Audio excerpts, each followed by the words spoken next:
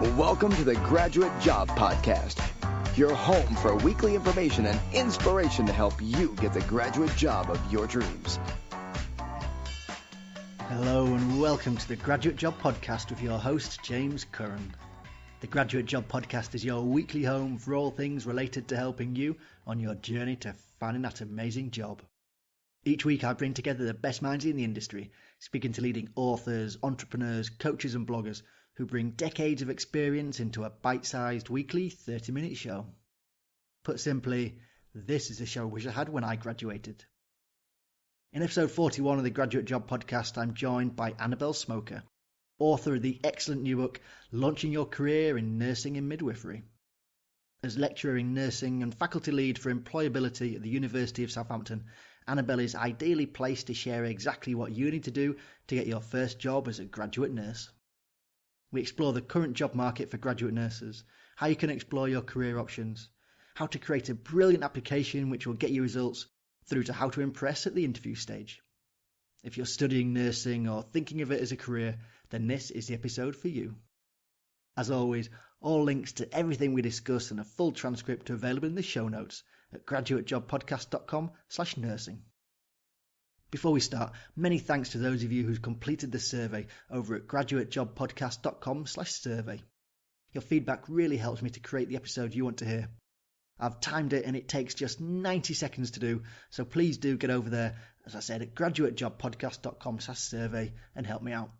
I look forward to hearing your thoughts, but in the meantime, let's crack on with the show. Before we start though, I want to welcome today's sponsor, which is careergym.com. CareerGym is the number one place for you to undertake all of your psychometric tests which you will face when you apply for a graduate job.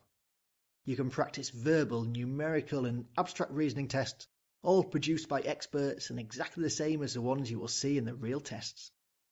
You can just practice them, or you can do them in exam mode under time pressure, and they come all with detailed explanations and solutions, and you can track your progress and see how you compare against your peers.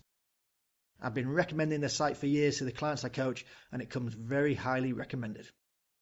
What's even better is if you use the code GJP, that's capital letters GJP for Graduate Job Podcast, you will get 20% off all of their tests. You can't say fairer than that.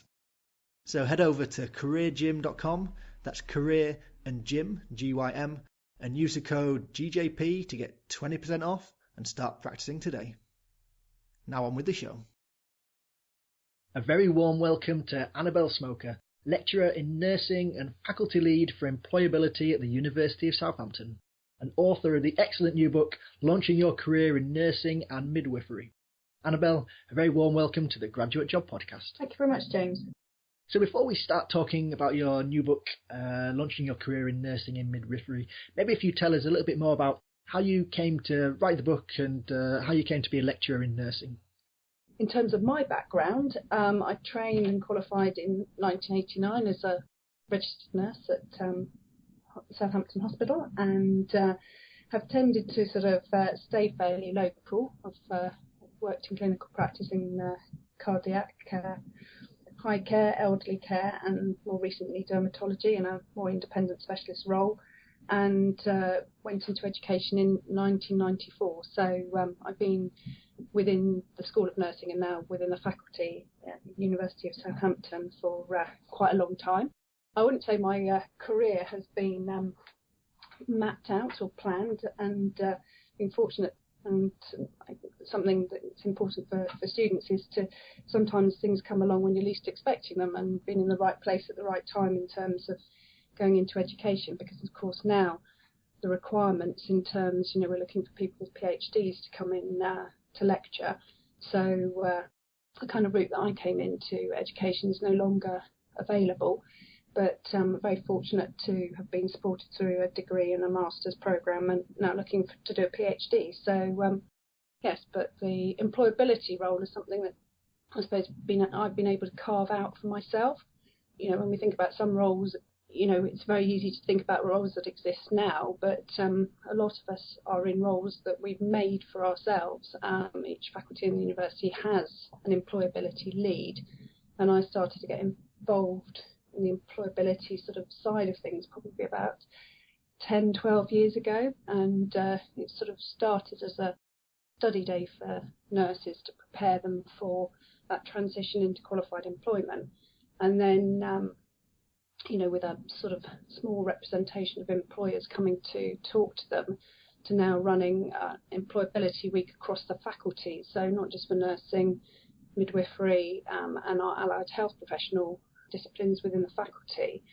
So that's podiatry, physio, OT, healthcare science, audiology, physio students all coming together to look at wider issues about employability. We have a very interactive week of activity with motivational speakers and talks from trusts. We have some interactive theatre to sort of look at some of the common issues that people face when they're interview. We have leadership activities that the Army get involved in running for us, and that's all followed up a couple of weeks later with a huge careers fair that we run.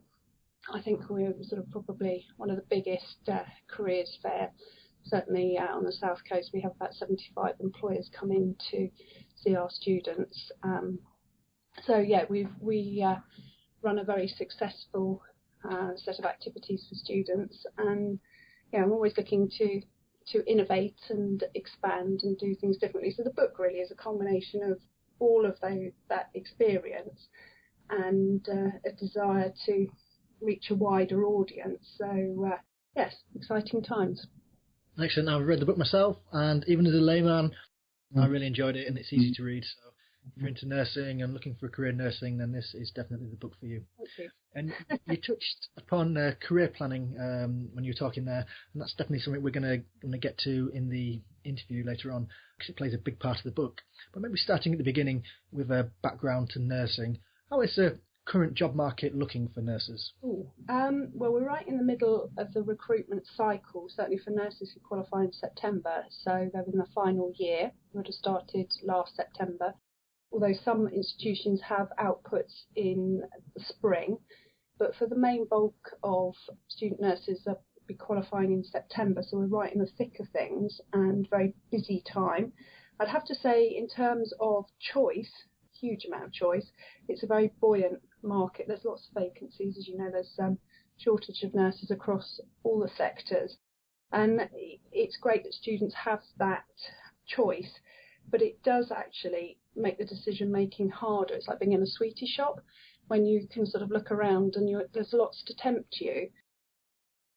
So of course the main opportunities at the moment are going to be in the NHS. How is the private sector looking as well for nursing opportunities? Well, I think across all the sectors there are opportunities. I don't know of anywhere that there isn't. If you just look on any jobs board, you obviously got the NHS jobs site, you've got Nursing Standard, Nursing Times, that their websites and journals are packed full of jobs. You've got big careers fairs like the Royal College of Nursing, and they will have representatives there from the independent sector as well as the NHS. So there's a very wide variety for some students working in, say, mental health or learning disabilities, where the independent sector is a key provider of services, and companies like Partnerships in Care, the Priory Group, charities like Rethink are delivering key services. So there are opportunities, and I think for students who traditionally would have gone down the route of seeing a career in the NHS, a number of their placements may well have been in independent sector providers' services, so they will have experience of working in the independent or charitable sector already. I'd say for adult services, traditionally most people went to work for the NHS, and I still think that's where most people will be a first choice. People will look, but that's not to say the independent sector for certainly for residential care, for care of older people, for specialist services, they're key players. So I think students need to look at all the different options and weigh up the pros and cons. It's a busy marketplace, and as I said before, there's a huge amount of choice. So doing your homework is important. I mean, for example, if you want to go If you're looking at a career in the armed service, and we've done this recently with students starting to do their homework, the application process is a long process, and there's a lot of screening, a lot of different, I'd say, hoops to jump through, but you know what I'm talking about, where it's not a straightforward, you apply and you get a job offer. There are many components to the assessment and selection process. So students need to prepare for that, need to understand that it's going to take time to get all the bits in place. And, so if they are interested in a career in the armed forces, for example, starting in year 1, year 2 to make inquiries and find out what that's going to entail, to make sure that it's the right career choice for them, is important, that they're talking to recruiters early. Yeah, you mentioned just about the wide variety of choice that there are for the different roles. How important is it that people are really hungry about a particular field and make sure that they do make the right choice in which area to go down? It's interesting, isn't it? Sort of term hungry. It's important to work where you're going to be happy, where your passions lie, where your heart lies, really. And for some students, that they have a clear idea of where they want to be. You have to think about where you thrive, and when we talk about hunger, it's sort of we talk about zeal and desires in the book. So thinking about where you thrive alongside your personal strengths. Do you like working with families? Are you a good listener? Do you like to work in a very organised environment, or do you like an element of the unexpected, where workload will vary? So, say for example, trauma and orthopaedics, frontline services like ED, where you don't know what you're going to get in through the front door. It's really important to be in a job that you like. Sort of a miserable nurse will not be a good nurse, and finding somewhere you're suited. You may, when you find that area, you may feel that there are still gaps in your training, and then that's about sort of setting yourself short and long-term goals. But one of the challenges for students is that the people around them, so their nearest and dearest, their family, their friends, may well have different ideas about where they think somebody should work. Sometimes we find that, with the best will in the world, colleagues, people that they meet in practice, can sabotage ideas. So, for example, we've got some new and exciting posts coming up in community for newly qualified nurses as a first post, and the same in practice nursing. But they're sometimes, the keen student finds that their sort of excitement is dampened by other people who say, well, actually, do you know what, you need two years in an acute hospital before you go into community care. You'd be better to get acute experience. That's not what employers are asking for. Employers are asking for newly qualified staff. They are prepared to take on the student who has perhaps limited experience in community care or in practice nursing, and train them up. And if that's where the student feels that they're going to be their happiest and that they're going to thrive, they like working in the community, they can see themselves in that role. That was quite a big leap of leap of faith. You've got to be courageous for some of these moves, because not everybody around you may be as supportive. I don't know, does that make sense, James?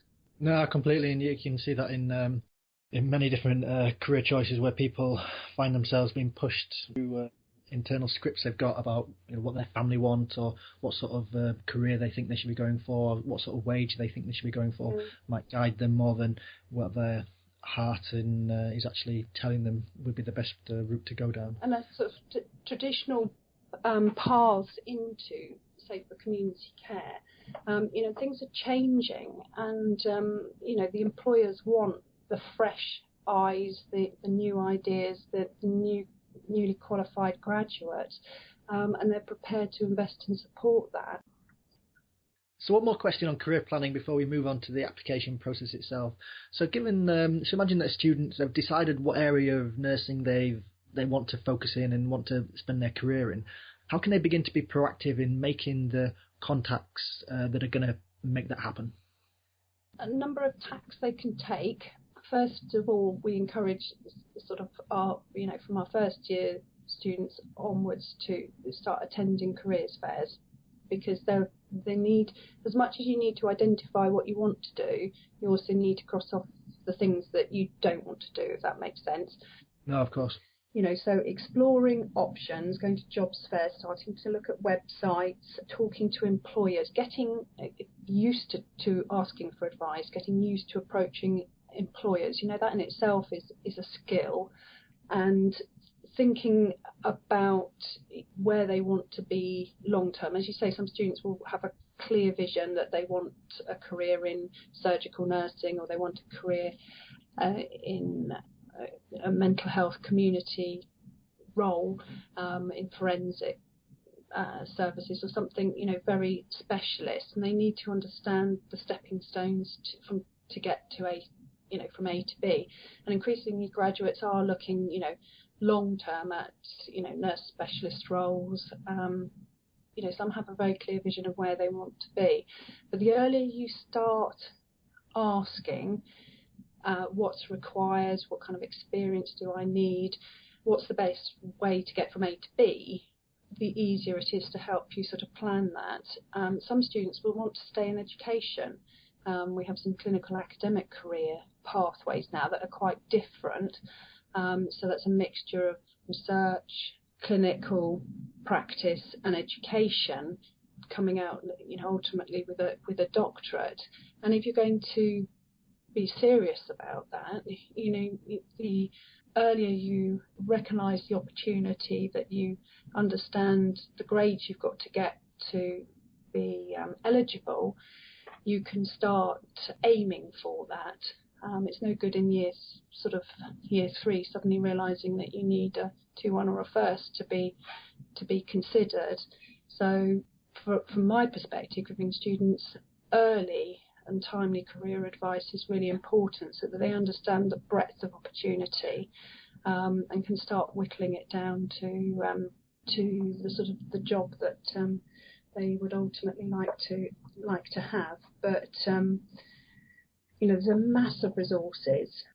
It is, some students will still, by the end of in the third year, be struggling to eliminate areas and come up with a small selection of areas they want to work in, because they've enjoyed every placement they've had, and that's great. I mean, that's it's lovely to hear that they've had a good breadth of experience and can see themselves working in any areas. But it starts to get to the crunch, and you've got to start making some ideas, and ultimately there'll be 1 or 2 areas that have really stuck out during the course of your placements, your education, that you suddenly think, actually, do you know what, I really, really liked it there.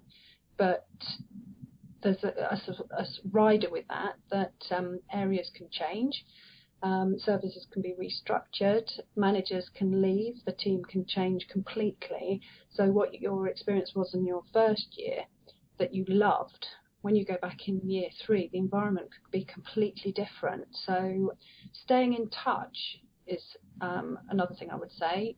Keeping visible, being in contact with previous mentors and with placements.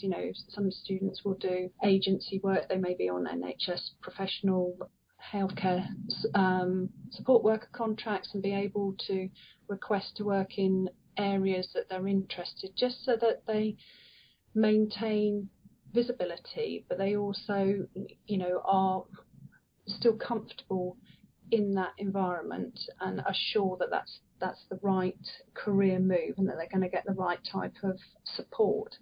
But if it's a new area, and some students might choose to go as a first job in an area they've never worked in before. I went to work in cardiac surgery, and I hadn't had a placement there as a student.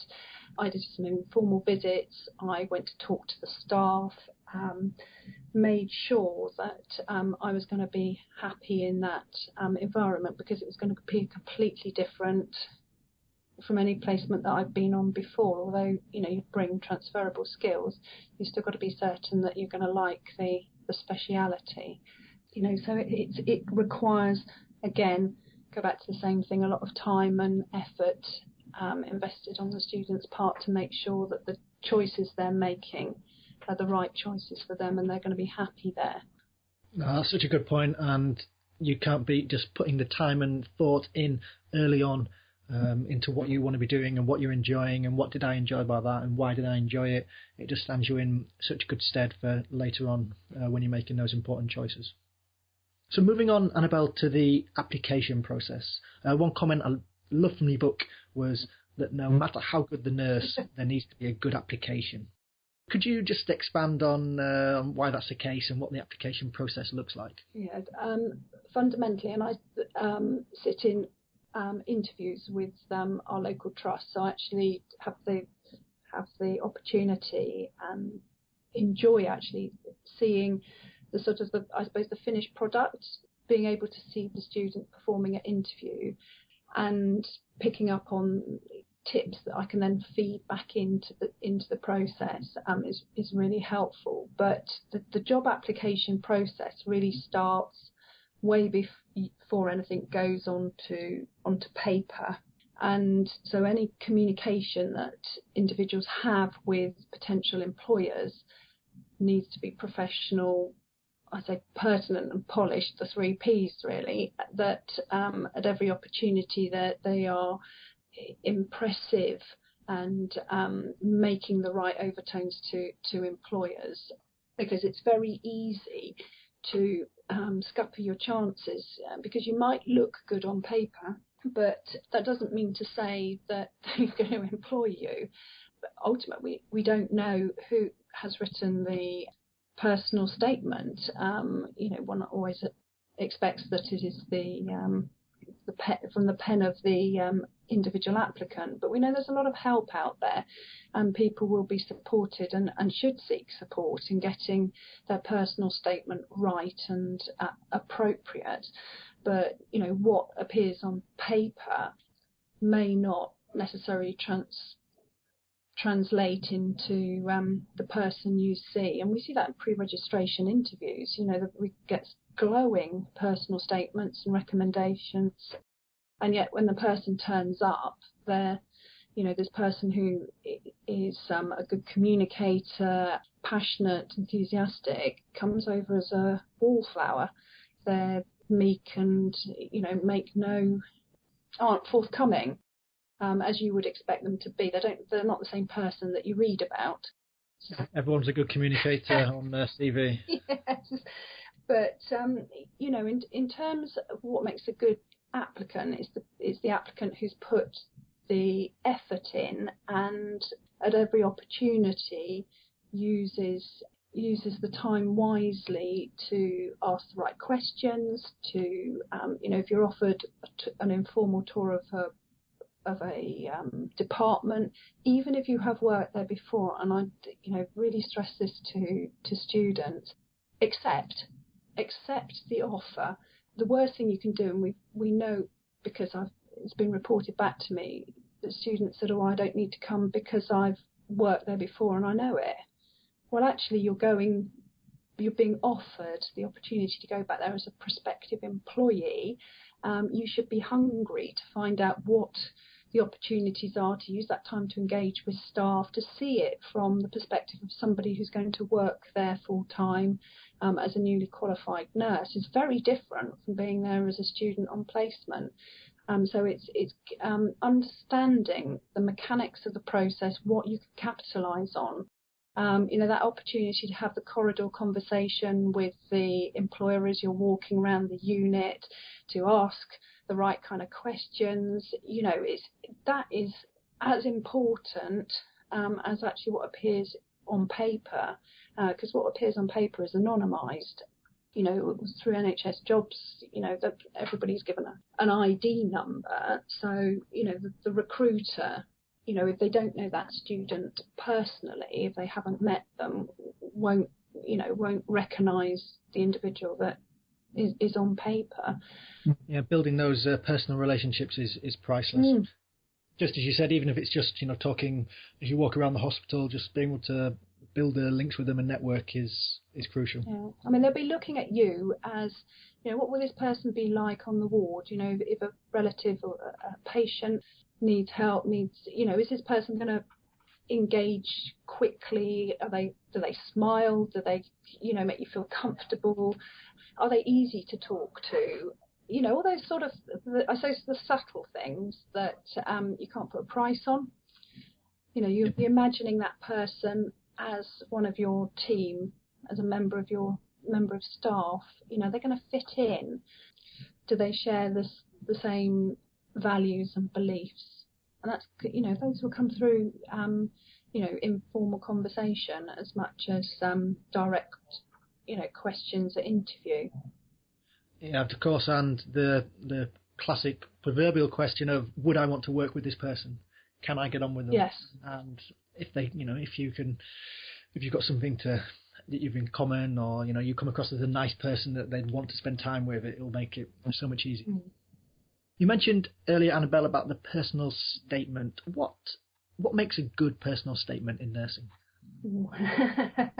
It takes, again, time and effort to get the personal statement right. The personal statement needs to fit the job, needs to fit with the application. And early on in the year, when we were starting briefing about students about writing personal statements, we're encouraging them to get a sort of a framework of ideas together. And in the book, there's a list of the sort of the aspects that one would expect to see contained within the personal statement, but it does need to be tailored to the application. And there are a number of examples in the book. So there's a number of styles. What you don't want is that every personal statement reads the same. There's not a sort of a set format, and it's rather like an essay. It needs to have an introduction, a middle bit, and a conclusion. But what needs to come from that is clearly the passion for the career choice, that this person wants to be part of your team, they want to deliver high quality care. There must be reference to an understanding of what accountability means as you transition from a student into the staff nurse role. You need to be talking about evidence-based practice, the kind of personal skills and experience that you bring to the role. And the Y student will already have got their CV up together. That's sort of really what I would regard as the precursor to being able to compile the personal statement, because your CV will have a resume of all the clinical placements, maybe electives that you've undertaken, and you will use that information to develop the discussion within the CVs. You'll be talking about your clinical experience, you'll be talking about what you've got from your program, you'll be talking about transferable skills, particularly students who've got sort of longer career histories, more mature students, late entrants who've made career changes, and also your interest, because employers want well-rounded people who are going to be resilient and cope with the pressures of working in a modern healthcare services. They want people who they know have got outside interests and a means of de-stressing after work. So when we say sort of all work and no play make John or Jill a dull person, they want to see a well-rounded applicant, who has mechanisms for managing stresses that come with the job. And again, that will go back to, can I see myself working with this person? You want someone who has a life outside of work and is fun, as you mentioned. Yeah, I mean, it's with personal statements, with any of this, James, and the CVs, personal statements, the actual application that goes on to online, really, really important to get it peer reviewed, because it's all down to the quality, not quantity of words. It's down to what you say. Sometimes the personal statements, there might be a restriction on the word count, and the personal statement sits within that box that's a sort of additional information or supporting information on applications. And it's really important to get it right. And frequently see people who forget to talk about accountability. On the personal statement, they don't mention an interview. These are key things that employers are looking for. They've got a checklist of essential things that they want and desirable. And, the sensible applicant sits down with the job specification, and it's a bit like ping pong. If they want somebody who has great communication skills, is a good listener, make sure you include that in your personal statement. Yep. It's a skill, and getting a critical friend, and I don't mean your mum and your dad or your boyfriend or girlfriend to read it. I mean somebody who is going to give you constructive criticism and help you to refine it will make a difference. That's a great point. And linked to that, would you recommend that the values of the trust always need to be referenced in the personal statement? Absolutely. Really important. Students can refer firstly to the NHS Constitution, the trust values or the organisation's values if you're looking at independent sector or charitable sector. So all organisations will have a mission statement, will have a set of benchmarks against which the quality of care is measured, and a set of values and beliefs which are embedded within the organisation and which they expect applicants, employees to embrace and deliver on. So, if they are expecting, say, for example, compassion is a value, then it's not just about giving it cursory mention and, the sort of the 6 C's in nursing sort of trip off the tongue. There's got to be substance behind it. So what does compassion mean to you?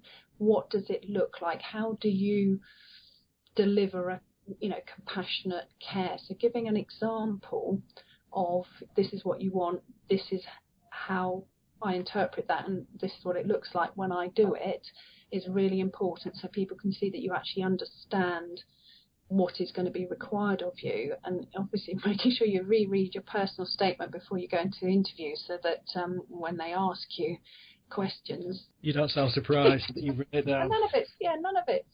The interview's not there to trip you up. If you've done your homework, and there's checklists in the book that you can go through to make sure that you sort of crossed every T and dotted every I, you should be well prepared. That said, sometimes students get offered on-the-spot interviews, but that's your choice whether or not you choose to take that opportunity and you feel ready for it. But it's about being able to justify and provide evidence, examples from your practice. So keeping a reflective diary as you go through your course is really helpful too, that you can draw upon, because quite often questions are situational. They'll ask you, can you give me an example of when you managed a particularly challenging situation? How did you deal with it? How do you deal with stress? How might you deal with a relative who's upset? Those sort of things. Being able to confidently refer back to appropriate examples from your practice or from your academic study is really important. Definitely. And so we've got a great personal statement. We've put it out there to all the employers we want to work with, and we've got through to the selection process. What would the selection process look like, Annabel, and what can people expect? Selection processes can vary, so finding out in advance what is going to happen on the day is important. I would say that if you're going to an open day, a recruitment event that a trust is or an organisation is running, one of the questions you should ask is, will you be doing on the spot interviews? And I know from our careers fair that students were sort of given provisional offers based on a subsequent interview, but that sort of on the spot interview can happen. So applicants need to be aware of that. In terms of sort of the formal selection processes where you're given a date and a time to turn up to a venue, it is wise to ask, so what format will you use? Some organisations will use a mixed format. So they will have sort of like mini interviews that a number of recruiters sat in a room or sat in different rooms will see a candidate in turn. So I always sort of the analogy of speed dating, where you've got kind of like 5 minutes to establish a relationship and rapport and impress. That can feel quite stressful just thinking about it, let alone doing it. So students really need to be prepared for that. Sometimes they'll get scenarios, who might have a mixture of a face-to-face interview and some group scenarios, a group activity, or an activity that's based around, you're given a scenario, you find a patient lying on the floor.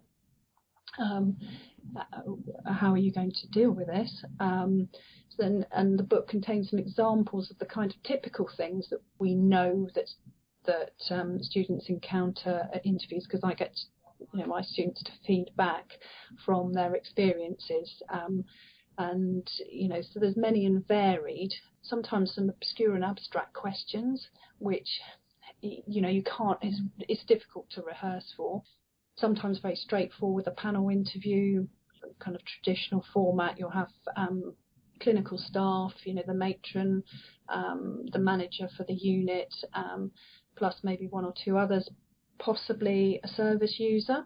Increasingly, we use service users to help us with selection for pre-registration undergraduate programs, and the trusts are using service users as reference. So you might get questions from a variety of people on the panel. So knowing who the people are on a panel is really important, knowing what their role is, and making sure you engage with all of them.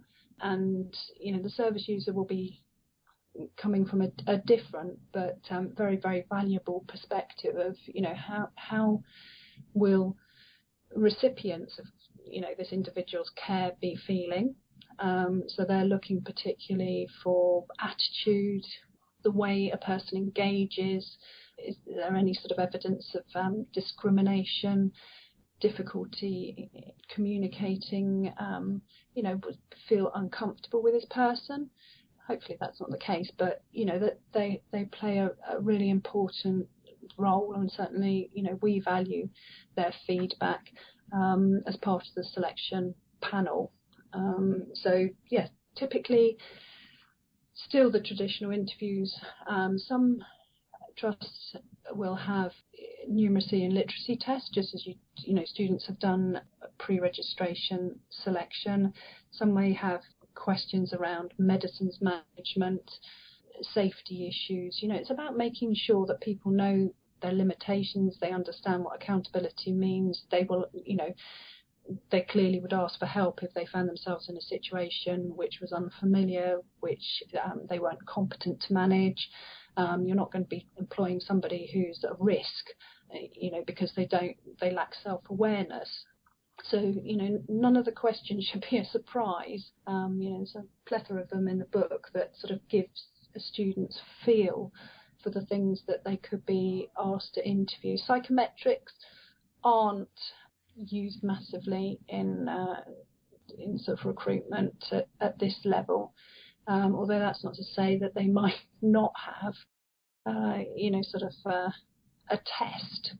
But it's just being prepared for that, isn't it? There shouldn't be anything in there that's not reasonable to expect a newly qualified nurse to be able to do competently. Definitely, and it's, as we've talked about the preparation, it's about having had the conversations both with the trust, so you know what to expect, but also with your colleagues who've been through the process, or people who are a couple of years down the line, and understanding the process that they went through, and just being as prepared as possible. Yeah. Which all comes from putting the work in early, and reading excellent books such as yours. Oh, thank you. I think for sort of the future, as nurses go up the ladder and go for promotion, the types of formats for interviews may change slightly. So it wouldn't be unreasonable to expect somebody to do a presentation, for example, and there'd be skills that the students will have rehearsed in their university programs. But the wise student would spend time rehearsing the questions, rehearsing the answers, and using, either sort of tutor support or career service support to actually go and practice that face to face with somebody. Because you might think, you've got a good answer. Actually, the answer's jumbled. You get there in the end, but, there is a definite knack to answering questions. And, we suggest that people use what we call the CAR framework. So they look at the context, they look at their actions, and they look at the result, so that they, just as you would when you're handing over a patient, when you're, flagging up a deteriorating patient, you use a framework for structuring the information. You'd use a framework for structuring the response to the question, so that you made sure that you got in all the points that you want to get in, including the whole issue about accountability, and making it very, very clear that you understand what that means. Definitely, that makes so much sense. And unfortunately, Annabel, time is running away with us. But speaking of questions, a couple of final weekly staple questions for yourself before we finish. Firstly, what one book would you recommend that our listeners read? This is interesting, because I went and I thought, well, I'll have a quick look at my bookshelf and see what I've read recently. And I kind of like non-fiction books, because you said it didn't have to be nursing related. And I have obviously sort of particular interest in, when I look at the titles in, the lives of, I suppose, sort of strong women, people who've overcome adversity. And, I've got a couple of books like Philomena and, Emily Park's book about North Korea's journey to freedom. And I thought, that's what I've read recently. But what actually do I recommend to friends and colleagues? And actually, it's a fictional title written by a former punk rock star, Jim Bob Morrison. Have you heard of him? That's a new one on me. All right, you can get it in Kindle or hardback. I did check out, but and my copy's quite frequently on loan. But it's The Extraordinary Life of Frank Derrick, aged 81. It was title published year before last, and it's a story about an elderly gentleman whose circumstances change, and when he's run over by a milk float, he breaks his arm and fractures his foot, and it means that he needs home help. But he doesn't want help, and into his life enters Kelly Christmas, who is a carer. She's has an amazingly cheerful resilience and ability to connect with Frank and change what is described as an extraordinary life. And I suppose what comes out of this is that the skill that it takes to connect with people when they're vulnerable, about the desire as practitioners to find the person behind the patients, and the resilience that you need in order to survive as a professional. And I suppose if it's kind of, how does that relate to what I do? Well, it's all the characteristics that employers are looking for in the people that they want to take on as part of their organisations. And it's one of those books that, it's another book you can sit and read in the bath or on the train. It's a very, very easy read, but it's about humanity. And for me, it's about the passion behind the discipline and the reason why people should want to get up and, work as nurses, and, their contributions to people at time of need. So it's it's a light-hearted read, which I hope the audience, assuming that sort of come from very diverse backgrounds, would find something in it. There's something in it for everyone. Excellent. That's a new one on me. One for listeners when you're not doing your personal statement. So add that one to your list. And the next question, Annabel, what one website would you recommend listeners visit? It's got to be either NHS Jobs or NHS Careers. NHS Careers, because it sort of maps out the really diverse range of opportunities for student nurses, and there will be jobs that don't exist at the moment that will be coming up in 10 years, 20 years time. And, these are really exciting time for students. So, set your sights high, look at what you can become, and start mapping that journey out. And these sites really give you, don't just look at the band 5 job adverts, look at the band 6, the band 7, the band 8, and start thinking about how do you get there.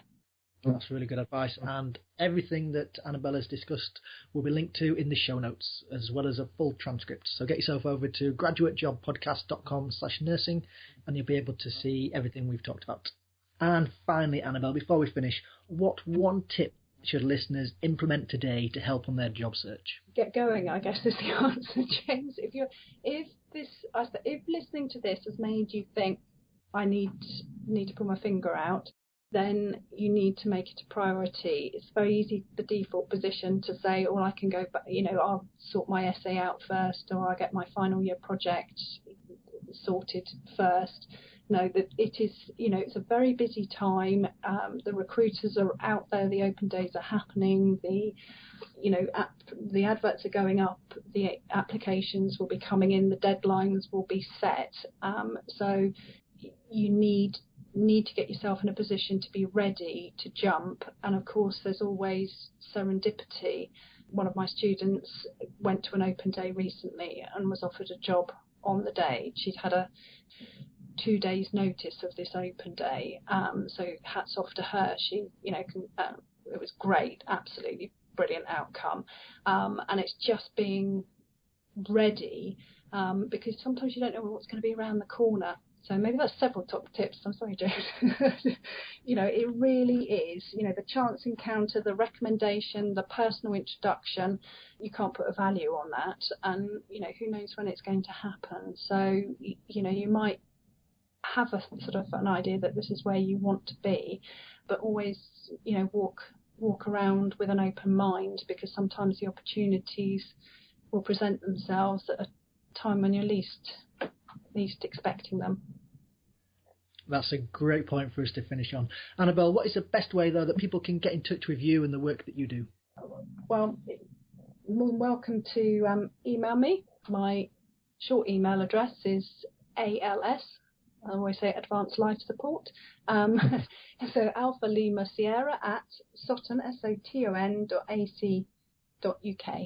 and try and respond to people within a day or two. But any ideas? I'm already thinking about sort of the second edition. As we're now looking towards student loans, replacing bursaries. The marketplace is ever changing. I keep getting nuggets of wisdom passed on to me by students and by employers, and I think, gosh, that's got to go into the second book. So if anybody feels that there's anything missing from the book, or something needs to be covered in more depth, then I'm very open to constructive criticism, and would welcome any feedback people have.